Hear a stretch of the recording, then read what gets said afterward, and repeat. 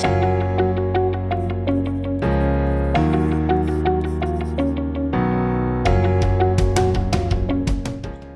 this is Wayne Zell, and welcome to Blueprint for Wealth, a video cast designed to help you realize your personal dreams of wealth and freedom. And we always feature special guests. And this week, my special guest is Matt Dean, who is the president of Markon Solutions and the chief operating officer of Answer Advisory. Welcome, Matt. Oh, thank you so much, Wayne.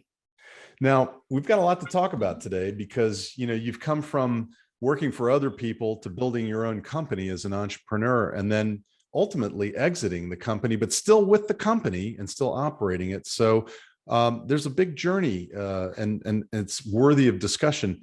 Tell us a little bit about your background. Where did you grow up? Where are you from originally? I'm one of those rare individuals that's been born and raised in the Washington, D.C. area and never left.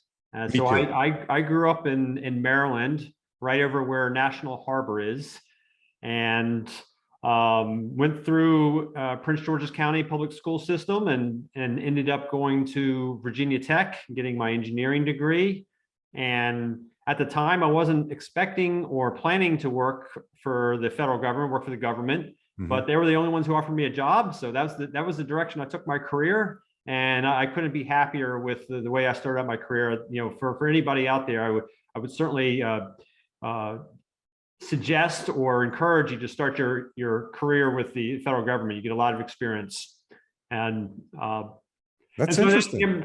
That started my journey into the career I have now. Where did you work in the federal government originally? I worked for the Navy Supply Systems Command. So it was very interesting. I came out with an engineering degree, and they were hiring engineers to do cost and economic analysis for classified weapon system programs.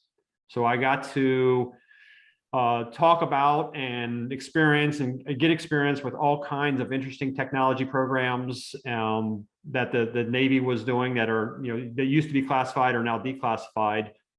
Traveled to a lot of defense contractors and got to know the business. Talked to a lot of interesting people. Sure. And you left the Navy. Where did you go from there?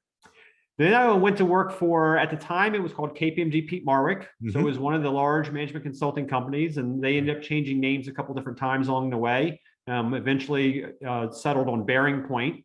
Right. And so I lasted about 9 years at Bearing Point.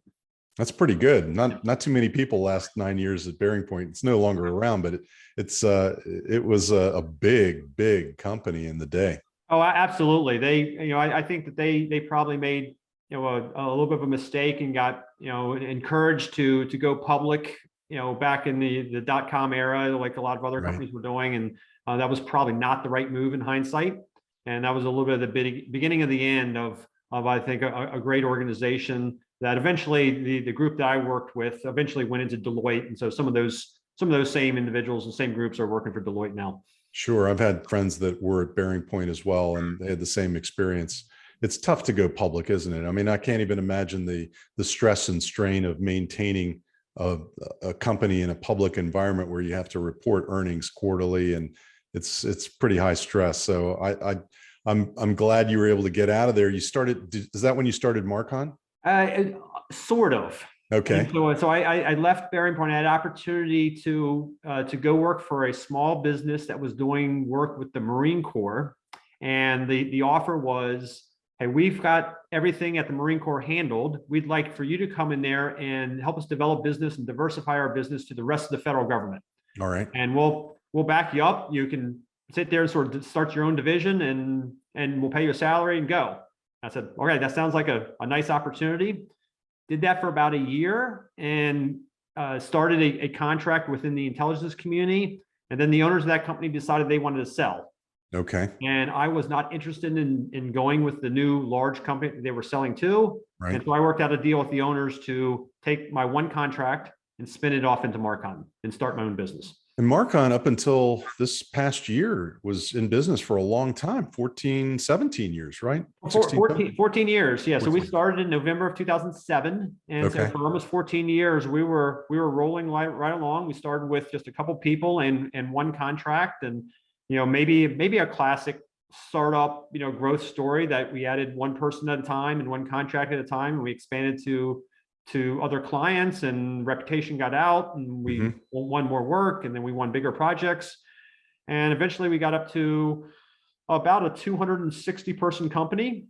Wow. And, we have, we certainly, for the entire 14 years, we had a couple different themes. One of the themes was we wanted to continue to grow. And the reason that we wanted to grow is because we were very, employee centric. And What there's do you a lot mean of by that? companies. What does employee centric mean to the listeners? And I'll explain it for what it Sure. means to me. Yes. And I think it's very different. There's a lot of companies, especially people-oriented companies, says, hey, our employees are important to us. Our employees are an important asset. We value our employees. I believe for our situation that employees are more important to our success than our clients are.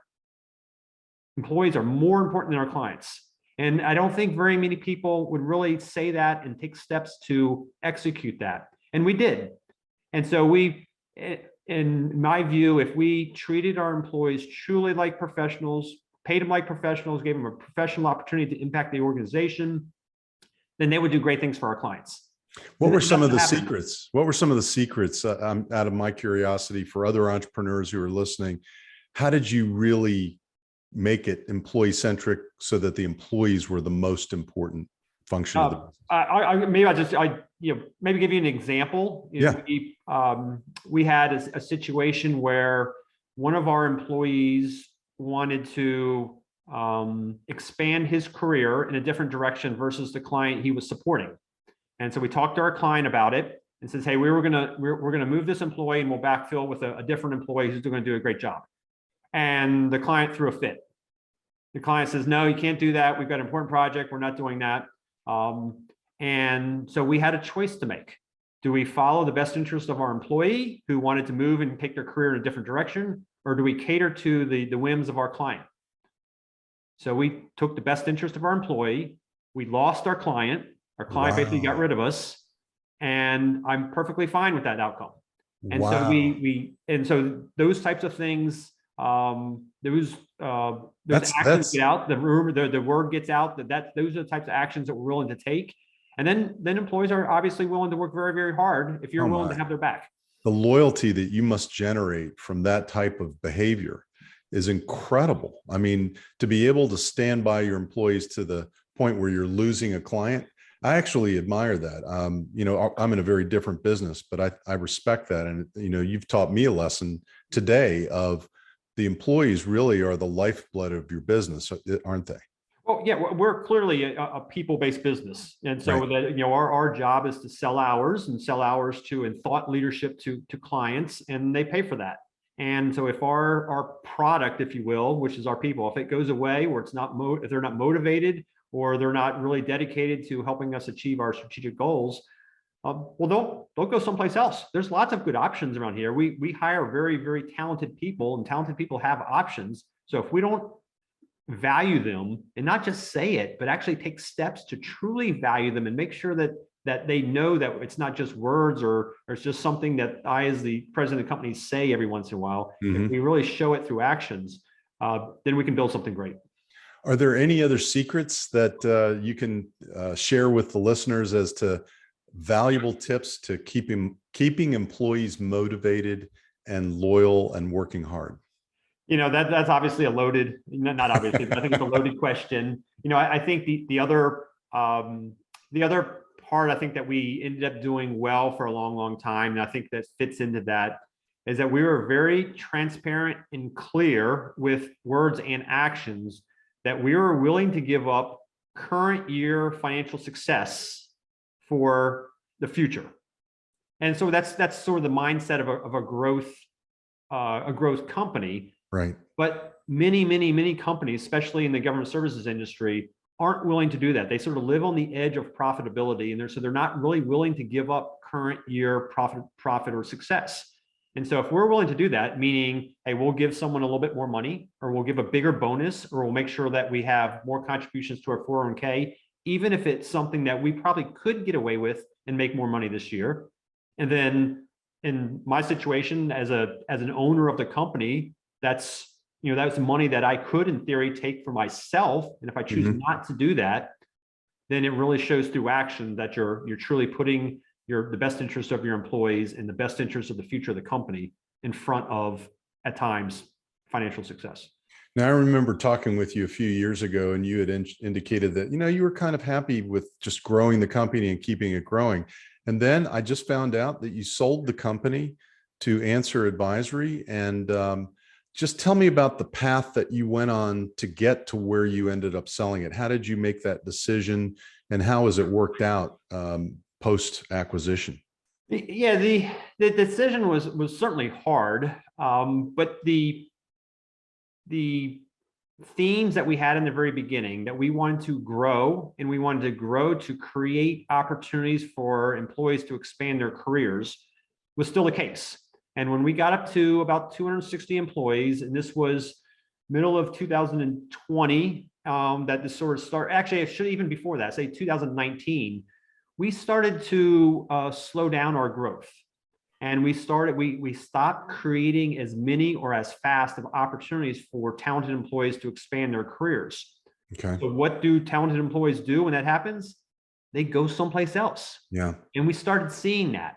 And so that was something that I didn't like. I didn't like that we couldn't create, after all these years, this is what we talked about, this is what we focused on. We couldn't create new and exciting opportunities for our employees. So something had to be done. And so one of the first thing that we did is we bought a company. Okay. We bought a company with that was in a different part of the provided different types of services that created some energy within the company. And it generally worked. It created new opportunities for some employees. And so but one of the things I realized is, well, we generally spent all of our money on this company. We only have so much money. I really wasn't in the mindset to go into deep debt to do this and really tie our hands with debt. Right. And so in order to continue to grow and create those opportunities, we had to do something different. And so we looked for an opportunity with a company that had similar values and similar culture, but was different enough from us that it would create different, new, interesting career opportunities for our employees. And different vertical lines of business, or different customers? Different customers, types of different work. geography. And so Answer Advisory, so Markon Solutions has always been focused on the federal government, right? And Answer Advisory has always been focused outside of the federal government. So they've got a lot of work in California, work in Orlando, work in Denver, work in Boston, work in Columbus, Ohio, and Chicago. And so these are opportunities for some of our employees who want to do something different to start working on contracts, some fantastic contracts with the LA Metro System or the Obama Presidential Center or MIT. These organizations that are hiring some of our Answer colleagues onto projects. We now have an opportunity to support.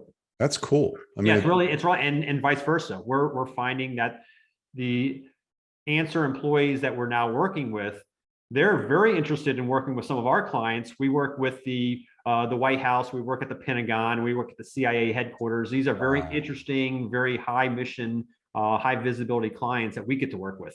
And so it's turned into be a good partnership. Were most of your employees top secret cleared? They are, yes. Yeah, so that's helpful in transitioning into that type of into an acquisition environment. It really adds value, and the buyers usually give a premium for that. What do you think the greatest challenge is when you're facing an acquisition, and what were some of the bumps in the road on the way towards closing the deal? The challenges are always the same challenges that we had running the business, which is the people, and it's trying to continue to not only put people first, put your employees first, but communicate in the right way that it sounds like you really are doing that, or that you're communicating that you truly are doing that. Mm-hmm. And that was very, very hard. That it was hard not to have the feeling and to come off as I'm giving up, or that I'm just taking money for myself, or or all kinds of other reasons that people can make up, and sort of not understand all the details. So the communication to the employees who have been so loyal to Markon and have worked so hard, that was definitely the tough part. And I think that's, the challenges along the way, the bumps along the way, I think it sort of continued. So we came up through the process and finally made the decision, worked, and I maybe back up. One of the challenges I think that maybe people should really understand if they're going to go through this process is it generally turned into a full-time job for me to get ready to and have communicate with all the different advisors and attorneys and financial experts that we were working with to make this, not only make it work, but make it a great situation for the Markon shareholders, which we had 24, and also the rest of the employees. That's unusual. I mean, in a government contractor, even with 260 employees, you don't typically see 24 shareholders. We actually helped a registered investment advisory firm sell last December. They had 36 shareholders, and it was really a difficult transaction to pull off. So congratulations on that. I think that's really difficult. That was important. The idea of creating or having individuals that work for us have the opportunity to buy in and become shareholders was really, really important to, what everybody thinks of and talks about, the ownership mindset. And my view is, well, there's no better way to create an ownership mindset than to actually make them owners. And so, and there's no doubt it made it more complicated to sell with that many individuals. We had to get 24 signatures a lot of different times on a lot of different documents. I know, and get their names right and all that other stuff. Yes, and it didn't always go smooth. Has Answer Advisory acquired other companies, or is this one of their biggest acquisitions? The answer is yes and yes. So yes, they've acquired. One of the interesting parts about our partnership is they've grown, and when we came together last September, they were just a little bit bigger than us, not dramatically bigger. Okay. They grew through acquisition. So they bought a lot of small companies, and we were, since 2018, I think we were the 10th acquisition. So they bought 9 previous companies, all relatively small, and then we were the largest one. And so there was kind of like the fish swallowing a whale almost. Yeah, and then I think for us, and they've been great about it. We've talked about it more as a merger than a traditional acquisition. And as we're going through it, a lot of the Markon leaders have morphed into leadership roles in the combined organization. And so that's been a fantastic story for the talent that we brought to the partnership. Were the Markon shareholders able to keep some equity going forward in the ongoing entity? Absolutely. Yes, we have all the shareholders rolled over equity, and we are actually, as of next week, we're actually having a shareholder call, and all of the shareholders will be very happy with the results. Excellent. I mean, this is a great story for the listeners out there, to hear about a company that grew from 0 to 100 miles an hour and then sold out successfully. The one question that was looming in the back of my mind was, how did you ensure that their culture and their values synced up with yours? What kind of diligence did you have to do in order to figure that out? There was one. It was not a. It wasn't a sort of a cold relationship. I knew the CEO for a couple years, and so this was an ongoing conversation that we've had, not to be acquired, but just to work together. And we just talked about how our philosophy on how to run the business and what's important to us. And so that made a big difference. The other part that, again, I guess in hindsight, and some of it has to do with just sort of how good the market was last year and sort of how it created sort of a seller's environment. Yes. I walked into that environment with a little bit of a different approach than maybe I would have in a different situation. I walked in it somewhat, I'll use the word somewhat arrogantly, that I am looking for someone to convince me that they were the right partner for us, as opposed to the opposite. And so we had a fantastic broker that helped us out on the M&A side, and they identified 180 different firms that we started to talk to, and we filtered down to the one. So you went through an auction process, really? We did. Which is you really can get the highest and best price out of and the best terms too. The best terms for us were not financial. The best terms were more than just financial. It really had to go back to what I talked about before about growth opportunities. I really wanted one because I knew that I wanted to stay with the company. So I clearly wanted a company that was continued to be high quality because I was going to be part of it. Right. And so there was financial was part of it. The company answer that we went with, we could have gotten more money someplace else. We could have gone to a higher bidder. It just didn't work out that way. That was not the best situation for us.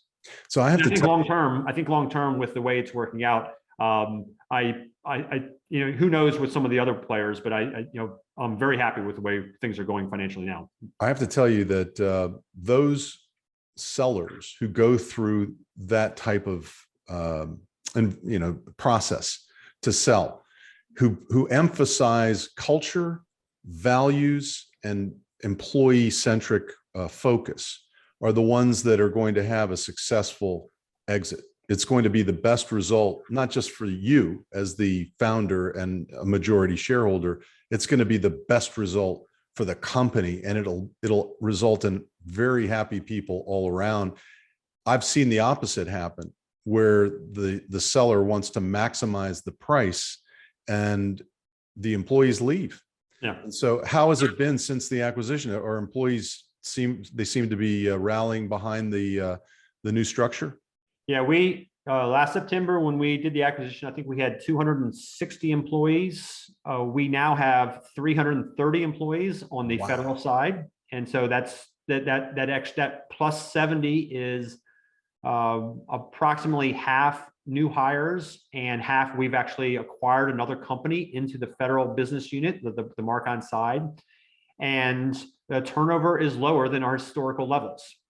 And so we continue to work on it, but I think our employees can see the excitement. I think they can see the success. I think they can see the future that we can create. I also think that the idea that for some individuals that really don't like change that much, well, their job really hasn't changed. They still get to work for great clients, and they're still doing some of the same things. Yeah. That we just have additional options behind them at this point. That's exciting. Well, yeah, congratulations. It really is. I mean, I've talked to a lot of people, and they ask me how's it going, and I get the feeling that they usually are waiting for me just to unload on how terrible it is, and it's really not that way. I'm really excited. It's been basically 9 months this week that we've been together, and it continues to be fast paced and exciting. Lots of changes. We've got big plans for the future. So the honeymoon is over, and the long-term relationship looks rosy for the future. So yeah, definitely.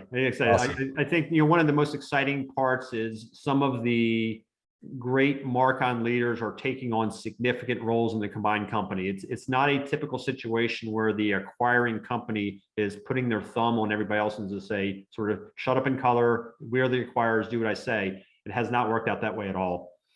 Well, excellent. We've been talking with Matt Dean, who is the president of Markon Solutions and the COO of Answer Advisory, and we really, really appreciate your insight today. Thank you for being a special guest on Blueprint for Wealth. Thanks for having me, Wayne. It's good to see you. I hope your family's doing well, and we'll see you soon. Fantastic. Thanks. And stay tuned for a special educational moment right after this. Our special topic today is crowdfunding. And crowdfunding is something I know you want to learn more about because you want to fuel your business. So here we go. So here's an overview of what we're going to talk about today, our key takeaways.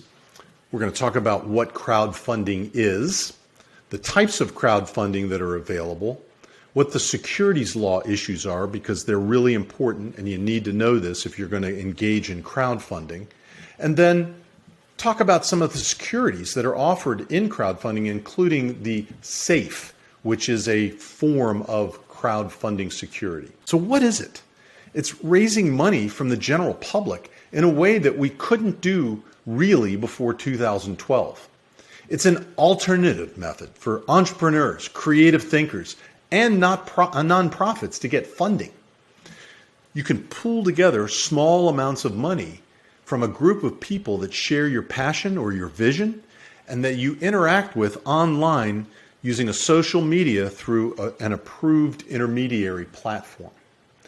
Anyone can use it without having to go to a bank or an angel investor or a venture capitalist or a private equity fund. And the likelihood of getting funded through crowdfunding is actually higher than those other sources. The types of crowdfunding really break down into 4 categories: rewards, debt, equity, and donations. Rewards is where the investor gets something or some kind of perk, some kind of reward for pledging money to help you start up. It might be a t-shirt, might be a coffee cup, it might be the ability to get the first version of a product or a service that is being released. Top platforms include Kickstarter, Indiegogo, and Rocket Hub, but usually the dollars involved are very small. The debt and equity platforms are much more robust, and usually more money is being raised in those platforms. In debt, we've got peer-to-peer or P2P financing or peer-to-business lending. The investor gives money in the form of a loan, gets a promise to be repaid plus interest, and the common platforms include Prosper, Lending Club, Funding Circle, and P2B Investor. On the equity side, the investor might get an ownership stake in the business. It might be common stock, it might be preferred stock. You might even have a mixture of debt and equity in the form of convertible securities that convert from a debt security into equity. The common platforms include Circle Up, Fundable, and Micro Ventures. And last, charities often use crowdfunding to raise money. The investor gives money for a cause they want to support. It may or may not be tax deductible. If it is, there's certain requirements that have to be met. The most common platform that I know about is GoFundMe. So who can invest? One type of investment is more informal than the other. If you are an accredited investor, you can pretty much invest not only in crowdfunding, but in other types of private placement investments, which we're not going to cover today. An accredited investor is really somebody who has at least $200,000 of income individually or $300,000 on a joint return filed with a spouse, or has a net worth of at least $1 million excluding your principal residence. Everybody else is a non-accredited investor. Before the Jobs Act of 2012, not 2021, non-accredited investors were not able to legally invest in crowdfunding. In the Jobs Act that was passed during the Obama administration, they made it so much easier, and there have been regulations released recently in 2020 and 2021 to allow for crowdfunding to be even greater and easier than ever before. There is a regulation that applies to crowdfunding that was issued by the Securities and Exchange Commission to interpret the Jobs Act of 2012. It's known as Reg Crowdfunding or Regulation Crowdfunding or Reg CF, abbreviated. It provides an exemption from having to register the securities with the Securities and Exchange Commission on a federal level. It allows for small individual investments, and it allows for contributions from a large number of small investors. The maximum offering that can be made under the federal law in a crowdfunding offering during a 12-month period is $5 million. Up until last year, it was only $1,070,000.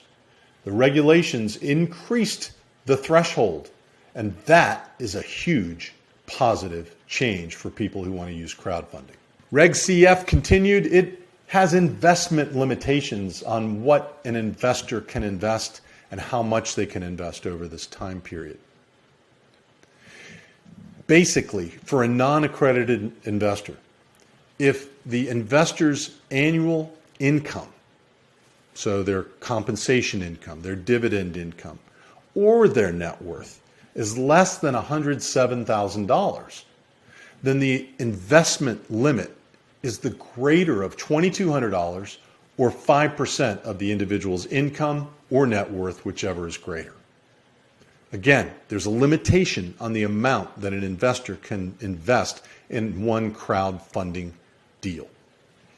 If the non-accredited investor's annual income or net worth are greater than $107,000, or at least equal to $107,000, then the investor's limit is 10% of the greater of the income or the net worth. But again, cannot exceed $107,000. So this 5% limit is sort of where you start out. It can increase if your income is greater or your net worth is greater than $107,000, but you're limited to 10% of the greater of your income or your net worth, capped at $107,000. There's no limit on the number of investors or the minimum amount that can be invested in one of these deals. The regulations that were issued by the SEC as recently revised were very favorable, are very favorable in terms of how you go about advertising and raising money. You can only advertise by offering a notice that directs investors to one of these intermediary platforms like Fundable or another registered broker-dealer who has been approved by the Securities Exchange Commission as an approved funding portal. And it cannot include any more information in the notice than what the SEC rules allow. You have to file Form C with the Securities and Exchange Commission, and in some states you may also have to file the Form C. Oral communications with prospective investors are permitted, which wasn't allowed before, once you file the Form C. And when you look at the Form C online, you can go to sec.gov and see it. It's really not that hard to complete. So this is a great opportunity to do roadshows. Once you've submitted the Form C, to go out and seek investment from small amounts from investors who are non-accredited, or there is no limitation on the amount an accredited investor can invest in a crowdfunding deal, except that the crowdfunding is capped at $5 million total. Remember that, in a 12-month period. The terms of the offering and the Form C have this information that you have to provide: the amount of securities offered, the nature of the security. Is it common stock, preferred stock, convertible debt? Is it a safe security, which we'll talk about in a second? How much the security costs per unit, per share. When's the closing date? When is the 12-month period? When does it expire? And it is a very definitive period that must be limited to 12 months. How are you going to use the proceeds? And what is your progress in meeting your funding target? You're allowed to test the waters now. The amendments that were made to Reg CF recently allow you, if you're raising money, to test the waters or solicit interest in a potential offering from the general public, orally or in writing, prior to filing a Form C. Now, this is different from advertising, okay? Testing the waters have to have certain legends attached to the disclosure that's going out. You have to include the Form C, ultimately, when you go out and test the waters. And once you file the Form C, any offering communications have to comply with the regulation going forward, particularly the advertising registration rules. Blue sky. If you want to sell securities in your state, the state may limit your ability to do crowdfunding if you don't qualify under Reg CF. I'm repeating this. So Reg CF is designed to preempt all of the states in terms of crowdfunding, so that if you comply with Reg CF, file the Form C, give all the information that is required under the regulation, comply with the advertising rules, and so on, then you can go ahead and sell interstate your securities over the internet using these approved platforms. Virginia, for example, has its own intrastate crowdfunding exemption, which means that the entity generally either has to be performed under Virginia law or do most of its business in Virginia, and it can only sell to Virginia investors. And the limitation is lower, and the amount that can be invested is much lower, as you can see from this slide. The bottom line is, Reg CF preempts state law registration requirements and exemption requirements. And so while Virginia has this intrastate rule, if you comply with Reg CF, you don't have to comply with the Virginia rule because it's preempted. Same thing with Maryland's rule. We are in this local area. I thought it would be useful to put up the Maryland intrastate crowdfunding exemption. And the intrastate crowdfunding exemption specifically says that you can convert an intrastate offering into an interstate offering as long as you modify your materials and comply with Reg CF. So again, the rules for intrastate crowdfunding exist in 30 states and the District of Columbia. But if you don't comply with the state regulation, you can still comply with the federal regulation and sell interstate. So that's pretty cool. A word about safes. A safe is an agreement between you as an investor and the company in which you want to invest, and the company promises to give you some type of future equity stake if certain events occur. Not all safes are the same, first of all, number one. Number two, there are important terms that you need to be aware of. And number three, safes are not simple or safe all the time. What's important to remember? You're not getting an equity stake when you put money into a safe with a company. It's not common stock, it's not preferred stock, it's not any form of debt, unless the safe says that it will be repaid under certain circumstances. And so you can't get your equity stake that you thought you were going to get unless the triggering events have occurred. The terms of the safe have been met. Triggering events might be when our company is acquired by another company or merged into another company, which may be far down the road. Or it might be an IPO. Or it might be merging with a SPAC, a special purpose entity that is already publicly traded. Or it might require that you achieve a certain level of equity investment in the company and that they offer an additional round of financing where it allows you to convert the safe into that equity financing. There are a lot of things to consider about safes, and they're not necessarily safe. Again, it may trigger a conversion into common stock if the triggering event occurs. But let's say the company goes out and offers preferred stock, and the safe is geared towards raising money in the form of common stock. Because they raised money to sell preferred stock and not common stock, your safe still stays in this form of an agreement that might be converted or might not be converted in the future. And that means you may lose your investment if they never issue the common stock after the safe has been given to you. Convertible notes are a common alternative to safes, meaning that you give money to the company promises to pay you back some level of principal plus interest. But if they raise a certain level of financing or they go public, the convertible debt might automatically convert into common stock at some form of exchange ratio. The conversion terms are really important.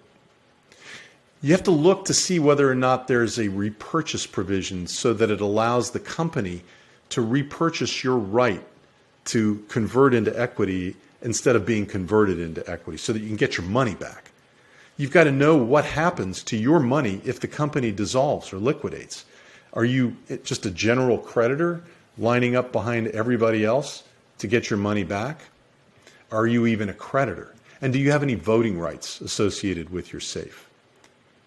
That is a word on safes, and that is an important consideration when you're trying to do crowdfunding.